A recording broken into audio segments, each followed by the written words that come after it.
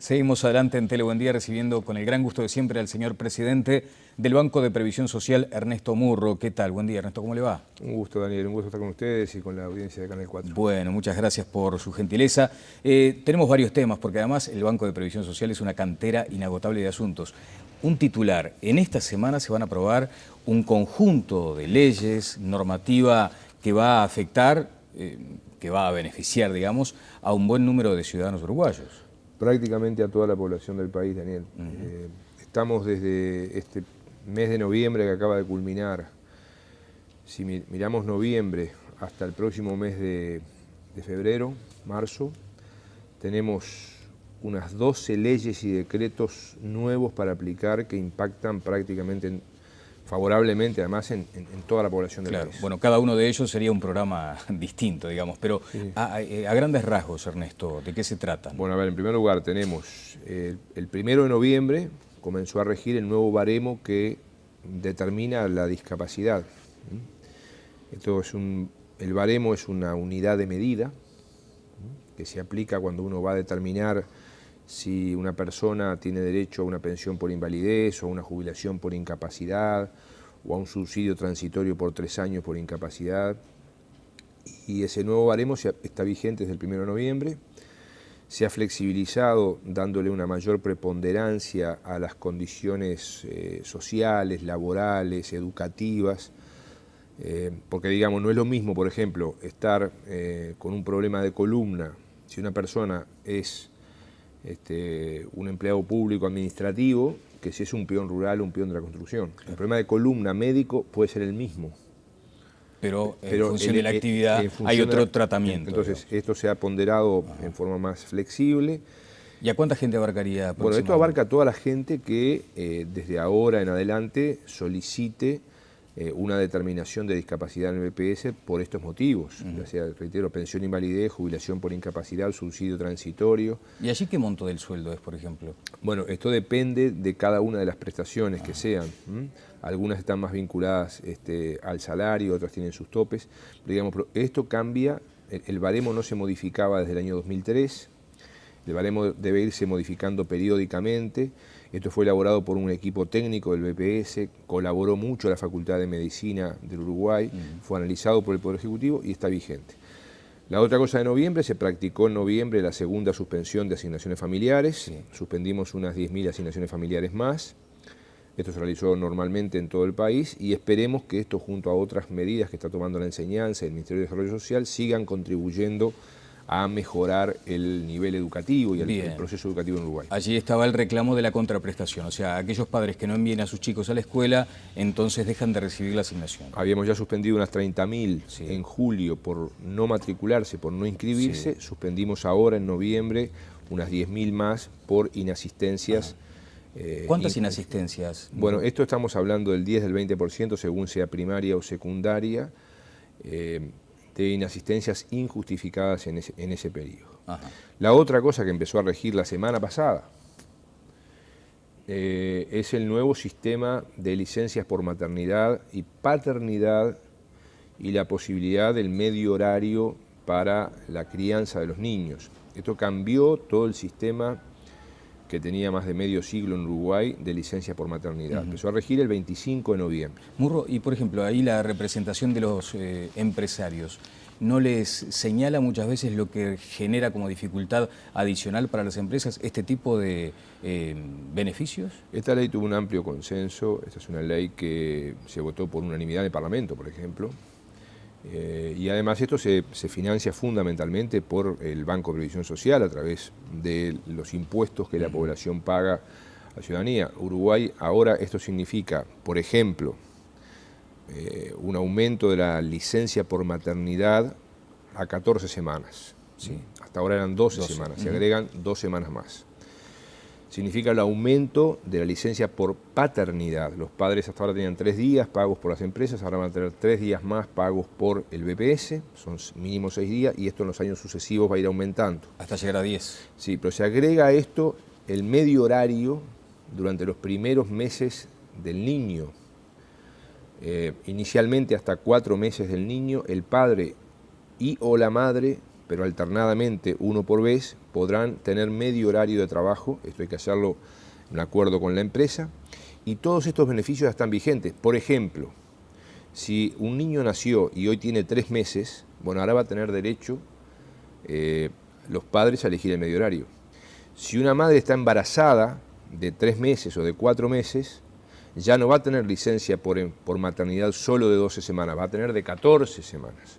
Bueno, todo esto está vigente desde el 25 de noviembre. Bien, después había una intención de seguir formalizando al sector de trabajadores domésticos, de trabajadoras domésticas. Allí se pretendía llegar a un universo de 60.000. No, ya estamos arriba de las 65.000. Bien. Queremos seguir trabajando en esto, queremos seguir ampliando y estamos anunciando conjuntamente con el Banco de Seguros la próxima semana nuevas medidas de protección al trabajo doméstico y nuevas medidas que van a contribuir a la formalización. Esto será anunciado conjuntamente con el Banco de Seguros de Estado la semana que viene. Bien. Así que hay buenas noticias, atendiendo reclamos de la Liga de Empleadores, de los trabajadores domésticos, del Sindicato de Trabajadores, y a seguir trabajando en este camino, porque este es un sector donde hemos avanzado mucho. Uruguay está en los primeros lugares del mundo en este sentido, pero hay que seguir avanzando más. Sectores tradicionalmente, no digo ocultos, pero que no tienen gran visibilidad pública por el hecho en sí mismo de trabajar entre 4 paredes, por decirlo en términos groseros, y también sucede algo similar con el sector rural. Hoy, por ejemplo, trascienden algunas declaraciones del ministro Brenta, y dice que en esto del cierre de los consejos de salarios, donde ha encontrado más resistencias, ha sido en el sector agropecuario. ¿El BPS tiene su correlato en ese sentido? Bueno, en el sector rural tenemos la siguiente situación. Por un lado, se viene verificando un aumento del registro en el BPS del sector rural, que es un aumento del registro de los trabajadores dependientes, o sea, de los obreros o empleados dependientes del sector rural. Hay una disminución leve de la cantidad de empresarios rurales. Esto seguramente no obedece a un tema de evasión, sino que más bien obedece a otro tema que es la concentración de la tierra que se está dando en Uruguay. O sea, hay una disminución de la cantidad de empresarios en el sector registrados en el BPS, pero en la suma estamos hablando de que en los últimos años tenemos unos 60.000 cotizantes más en el sector rural, fundamentalmente por un proceso de formalización de los trabajadores dependientes rurales, obreros y empleados. La propia forma del trabajo rural hace que a veces la autoridad también deba adaptarse un poco a lo que son esas condiciones, ¿no? O sea, es difícil muchas veces abarcar lo que significa el trabajo rural, aquello de las 8 horas, más allá de que debe ser cumplido, tiene sus peculiaridades. ¿Lo asumen ustedes? Bueno, por ejemplo, el año pasado fuimos a inspeccionar una zona minera en Rivera. Sí. Y cuando íbamos a entrar, los inspectores iban a entrar al camino, estaban ya los medios de comunicación esperando a los inspectores. O sea que allí, y eso genera una reacción. Es más difícil inspeccionar, pero hay que hacerlo y lo hacemos. Claro, es más difícil inspeccionar el campo, dice usted. Exactamente, digamos. Pero hay que hacerlo y lo hacemos. Hay un progreso muy notorio, muy notable en el sector forestal, por ejemplo, sí, de registro de trabajadores, de formalización de trabajadores, y bueno, y hay que seguir trabajando en este sentido. Pero encuentra, por ejemplo, lo que decía Brenta, que es un sector renuente muchas veces a aceptar lo que son las normas. Yo creo que es un sector que debiera agradecerle un poco más a la sociedad uruguaya, me refiero sobre todo al sector empresarial rural, lo que la sociedad uruguaya hace por el sector rural. Porque el sector rural es muy importante en Uruguay, en la economía uruguaya, y eso es cierto y todos los debemos reconocer.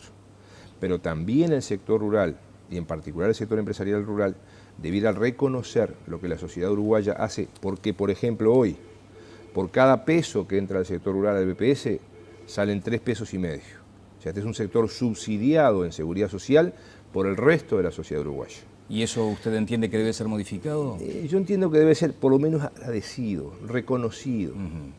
¿Pero está en la línea de quienes sostienen que de pronto hay otra capacidad contributiva del sector agropecuario?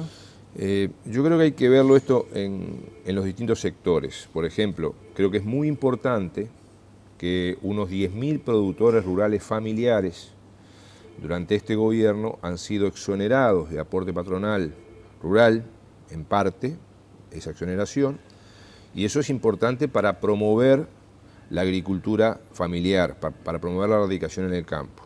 Pero sin duda que hay otros sectores que uno lo ve cuando sale a recorrer el país, los que recorremos el país lo vemos, esto, del extraordinario progreso en producción y tecnológico que tienen amplios sectores. Por eso insisto con la pregunta, Ernesto, desde su punto de vista, ¿hay capacidad contributiva como para, digamos, aumentar la carga tributaria? En algunos sectores sí. Ajá. ¿Cuál, por ejemplo? Bueno, creo que son temas que me exceden en mi competencia, pero en lo que hace a mi competencia, reiterar esto. El sector, si yo analizo por sectores, los sectores de afiliación al BPS, el sector de industria y comercio es un sector que aporta más que lo que recibe. El sector rural es un sector que aporta menos que lo que recibe, y en una proporción de casi 4-1. Bien. Si quiere, sí. Daniel, perdóneme, No, claro. porque hay otra serie de cosas que empiezan a regir ahora. Encantado, a ver. Bueno, ayer empezó a regir el ingreso de los cónyuges y concubinos sin hijos al seguro de salud. Estamos hablando, esto estimadamente, entre unas 30.000 y 50.000 personas que pueden estar ingresando en estas horas. Digamos, ayer fue domingo, hoy es el primer día hábil. Tienen que ir directamente al prestador de salud que elijan, a la mutualista o ACE o al seguro privado integral que elijan. ¿Y quiénes ingresan ahora? Ingresan la pareja de diferente sexo o del mismo sexo que no esté registrado trabajando en el BPS. Cuando el otro componente de la pareja sí está registrado. O sea, el que está registrado en el BPS y trabajando ya tiene el FONASA. Pero el otro, la otra, reitero, de igual sexo o de diferente sexo, sin hijos, puede ingresar con un aporte de solo el 2% del que sí está registrado. ¿Por qué ahora es sin hijos? Porque primero ingresaron los que tenían 3 hijos, luego los que 2 hijos, luego 1 hijo y ahora los que no tengan hijos. Esto es para matrimonios con libreta o concubinato. En el caso de concubinato deben declararlo a través de una declaración jurada que luego el BPS verificará. Bien, bueno, usted de hecho ha mencionado que hace 5 años no se concebía, por ejemplo, este avance legislativo. Claro, la ley de concubinato del año 2008 es un cambio sustantivo, como lo es la ley del matrimonio igualitario. Entonces, esto está haciendo que se incorporen nuevos sectores gradualmente al Seguro Nacional de Salud. Allí estaba, por ejemplo, también citado como un avance los subsidios a víctimas de delitos violentos y a huérfanos por violencia doméstica. Bueno, esta es otra cosa muy interesante del Uruguay. Yo estuve ahora en un seminario en Bogotá y llama la atención cómo a través de normas de seguridad social se incorporan sectores. O sea, el hecho de los huérfanos de violencia doméstica, el hecho de los delitos violentos ocasionados cuando ocurre un homicidio, en caso de rapiña, acopamiento, secuestro, que de esos delitos estamos hablando, y se otorga una pensión de seguridad social, una prestación de seguridad social. Sí. Y eso viene siendo un avance muy importante, venimos cumpliendo con eso, se viene aprobando y ya la gente que ha venido solicitando, hay que hacer toda una serie de comprobaciones, hay que hacer un proceso para eso, pues son casos muy especiales. Por ejemplo, en el caso de delitos violentos, la comisión que se ha creado, integrada por el Poder Judicial y el Ministerio del Interior, que analiza caso por caso. Caso a caso. Ajá. De las solicitudes recibidas ha otorgado la mitad, la otra mitad no, porque no comprenden, no cumplen con las condiciones, pero eso viene funcionando. En otro orden de cosas, Daniel, en este mes tenemos una mosca acá. Vamos a una mosca poner alguna legislación para evitarlas. Muy particular. Insistente. Debe ser un problema mío. No, debe ser una gestión que necesito. Está bien, capaz que está solicitando algo, viendo que hay tanta cosa que estamos proporcionando. La otra cosa que es importante, Daniel, es que en el recibo de cobro que están recibiendo ahora, en estos primeros días de diciembre, al cobrar noviembre, 150.000 jubilados y pensionistas van a recibir también la notificación de aquellos que les corresponde la canasta, claro, que este año volvió a aumentar, son 1.100 pesos, beneficia a 150.000 personas, son aquellas que ganan menos de 7.794 pesos y en estos días al cobrar están recibiendo el bono correspondiente, que se paga en 2 partes, un bono de 600 pesos canjeable en los comercios adheridos, que son de Cambadu, de la Cámara de Alimentación, del Centro de Farmacias, de los comercios, de los centros comerciales del interior, y 500 pesos que van directamente en el recibo de jubilación, o sea que 1.100 pesos más para 150.000 personas que ganan menos de 7.794 pesos y que cumplan otras condiciones. Bien. Por ejemplo, en el caso de los pensionistas por invalidez y pensionistas de sobrevivencia, deben ser mayores de 65 años. Bien, Ernesto, si me permite intercalar un tema que ¿Cómo no? ha generado también cierta inquietud, y es este modelo que pretende instalar el Banco de Previsión Social para simular o determinar las ventajas de la desafiliación de las AFAP. ¿Ustedes lo marcan así, ventajas de desafiliarse hoy, o simplemente hay que considerar caso a caso también? No, en primer lugar, esta es una ley que entra en vigencia el 1 de febrero. Exacto. Hasta el 1 de febrero no hay que hacer nada. Hay que esperar. Obviamente, si la gente quiere ir haciendo cuentas, asesorarse, lo puede ir haciendo. El BPS va a comenzar este trabajo, como marca la ley, el 1 de febrero. ¿El trabajo de simulación también, no? El trabajo de asesoramiento. Ah, bien. Nosotros primero vamos a poner toda la información, va a ser pública. Primera cosa muy importante, Daniel. Toda la información va a ser pública. ¿Toda la información a qué se refiere? A todo. La gente, por ejemplo, va a tener un simulador Sí. que va a poder acceder y en forma estimada, aproximada, va a poder hacer sus cálculos. Luego va a haber asesoramiento individual, asesoramiento personalizado a cada persona. Sí. ¿Está bien? Allí con datos más específicos, la gente va a tener que dar datos más personales. Y con eso también se van a hacer estimaciones y proyecciones. Quiero destacar que esta es la quinta vez que el BPS lo va a hacer. ¿Por qué destaco esto? Porque hemos tenido ya decretos en 1996, en el año 2000, en el 2004, en el 2008. A nosotros, ejerciendo la presidencia del BPS, nos tocó ya aplicar 2 de los 4 decretos anteriores y no hubo una sola queja. No hubo una sola queja. Es cierto que esto va a tener más impacto, va a ser más grande. Claro.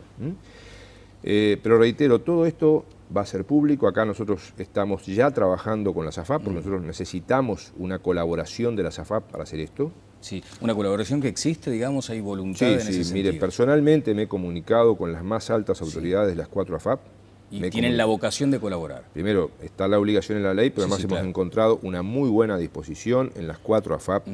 Reitero, yo me he comunicado personalmente con ellas. Nosotros necesitamos información sustantiva, imprescindible. Ahora, parece una pregunta tonta la que le haré, y tal vez lo sea, pero en principio... Usted no hace preguntas tontas. No, bueno, no, pero por ejemplo, a ver, mire que a veces sí, pero lo que sí es cierto es que no hay un espíritu del Banco de Previsión Social de recomendar la desafiliación. O sea, el simulador no me va a decir a mí, mira, tenés que desafiliar. El Banco de Previsión Social va a recomendar, va a asesorar objetivamente, imparcialmente, transparentemente, como lo ha hecho siempre, porque esa es nuestra obligación. Quiero dejarlo esto absolutamente claro, Daniel. Claro, porque filosóficamente en contra usted está del sistema. Nosotros somos críticos de este sistema. Pero a este sistema nunca le ha ido tan bien que bajo estos últimos 2 gobiernos. Claro. ¿Está bien? Y no hay quejas de cómo hemos actuado. Cuando este sistema está vigente, y este es el sistema que tiene vigente en Uruguay, mi obligación como presidente del BPS y la obligación del directorio del BPS es que este sistema funcione lo mejor posible, independientemente de la opinión que uno tenga. Y así hemos actuado y así vamos a actuar. Reitero, con la máxima transparencia y con la máxima objetividad. Le comprende las generales de la ley en tanto accionistas de República AFAP, por ejemplo. O sea, tampoco se está pensando en que este cimbronazo sea de tal envergadura y de tantas características negativas como para que el sistema tiemble, digamos. No, el sistema con esto se va a ir mejorando, como se ha venido mejorando con la ley del 2009 que hizo que, por ejemplo, la ley de flexibilización del acceso a las jubilaciones del 2009 hizo que ni más ni menos que 40.000 mujeres en Uruguay usaran, por ejemplo, el mecanismo del reconocimiento de un año de trabajo por hijo y pudieran acceder a alguna pasividad. 40.000 mujeres que antes no llegaban. De ellas, 15.000 que antes no se podían jubilar. Este sistema requiere modificaciones periódicas.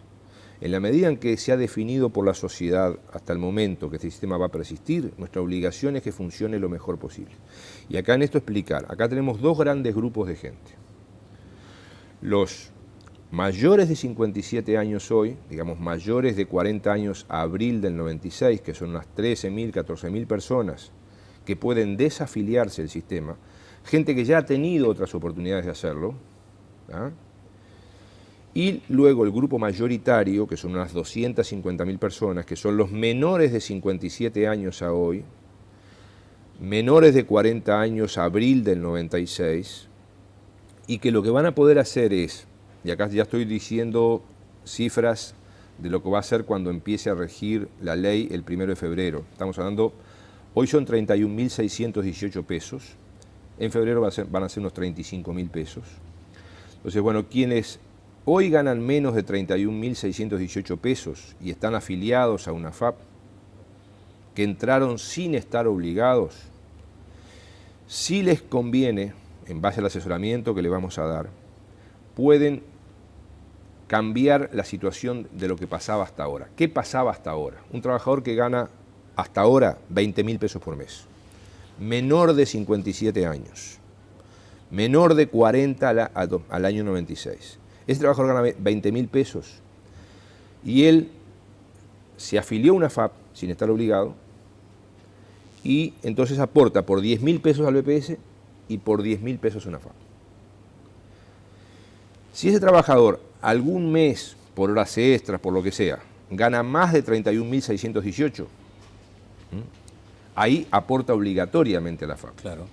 Pero ese trabajador que gana 20.000 pesos, normalmente la mayoría de los meses gana 20.000 pesos, si lo desea ahora y si le conviene, va a poder decir, no, yo no aporto más 10.000 pesos al BPS y por 10.000 pesos a la FAP, aporto por 20.000 al BPS.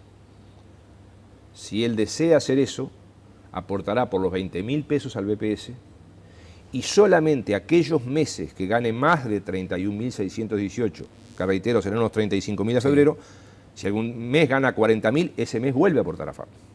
¿Está bien?